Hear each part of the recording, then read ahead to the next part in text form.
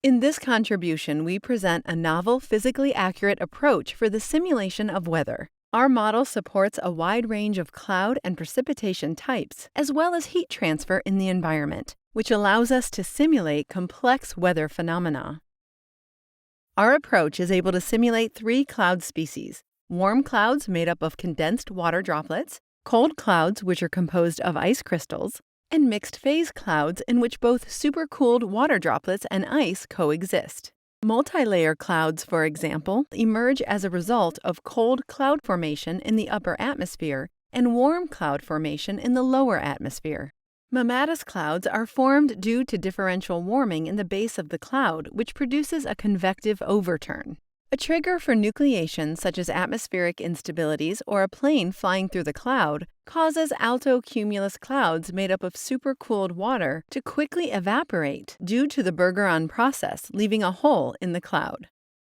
Our novel water phase transport scheme allows us to model different precipitation types. In these scenes, we demonstrate the simulation of light rain in the Appalachian Mountains, a snowstorm over the Popocatépetl volcano, and heavy snowfall in the Yosemite National Park.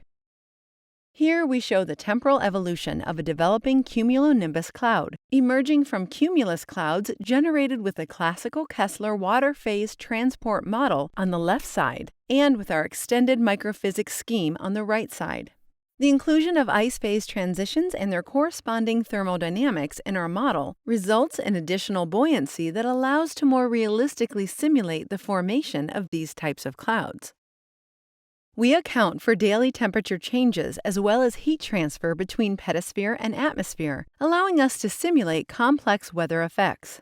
In this scene, we demonstrate the evolution of cloud formations passing by a topographic barrier, without atmospheric heat transfer and with atmospheric heat transfer.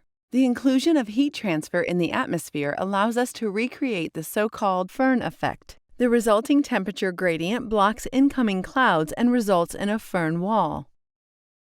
Our approach simulates the motion of water from the ground to the atmosphere and back again, which is called the hydrologic cycle. Here we initialize our simulation with a heavy storm on the top of the mountain at night. Rainwater is transported down the mountain and able to infiltrate the ground. On the upper right side, we visualize the corresponding subsurface water map. As day progresses, this water content in the ground is evaporated back to the atmosphere and condenses back into the clouds. Finally, we show different weatherscapes simulated by our framework. In this scene, a cloudy morning at the coast of Yucatan develops during the day, resulting in a warm, cloudy night in the land.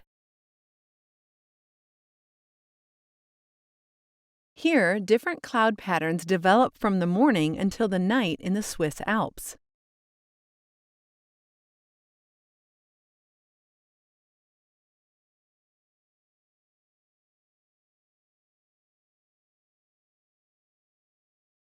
In this scene of the Sahara Desert, the air does not contain enough water vapor content to create clouds. This results in a very hot temperature during the day as there are no clouds, which could attenuate incoming solar radiation. After subsurface water has evaporated, small clouds appear in the afternoon and continue developing during the night.